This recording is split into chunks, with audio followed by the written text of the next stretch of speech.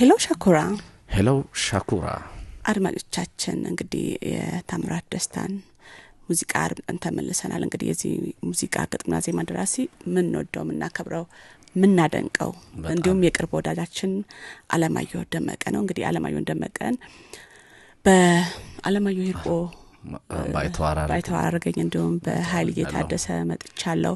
በተለያዩ እንዲሁም በርካታ ሙዚቀኞች ሀሊማ አብድራህማን፣ ጎሳዬ ተስፋዬ አብነት አጎናፍር፣ ሄለን በርሄ ለብዙ ድምጻውያን ግጥምና ዜማ በነገራችን ላይ አለማየሁ አሌክስ ነው እኛ ምንለው። አሌክስ እንግዲህ ግጥም ሲሰራ ዜማም ሲሰራ ከውስጡ ነው ማለት ከራሱ ነገር ጋር ተነስቶ ነው። ቅድም እንዳነሳ ነው መነካት ሲኖርና የግል ህይወቱ ጋር ተያይዞ የተለያዩ የቃለ መጠይቆች ላይም እሱም አንስቶታል። በተለይ ባይተዋረንም ሌሎች አሉ የእናቱን ህልፈት ጋር ተከትሎ የውስጡን ስሜት ማለቱን በሙዚቃ በዜማ በግጥም ደርሶ ነው ያቀረበና በርካታ ስሜቱን ይነኩ። እንደዛ ሲሆን ማለት መንሰራቸው ዜማዎችም ሆነ ግጥሞች ከራሳችን ጋር ወይ አካባቢያችን ላይ ካሉ ነገሮች ላይ ከውነተኝነት ላይ ተነስቶ ሲሆን ተች ያረጋል ይሁን አለው የራሱ ስሜት አለው በጣም ስሜት አለውና በነገራችን ላይ አሌክስ ግጥምና ዜማ ደራሲ ብቻ ሳይሆን ጥሩ ድምጻዊም ነው። ጎበዝ መጽሐፍ ደራሲም ነው።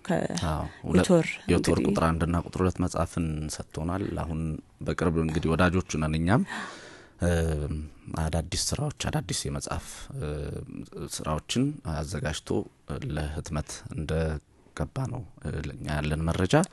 ስለዚህ በቅርቡ በሌሎች መጽሐፎች አለማየሁ ደመቀ እናገኛለን። እንዲሁም ደግሞ በተለያዩ ስቱዲዮዎች ውስጥ በሱ የዜማና ግጥም ድርሰት የተሰሩ ፕሮዲዩስ የተደረጉ በጣም ብዙ ሙዚቃዎች ብዙ አልበሞች አሉ።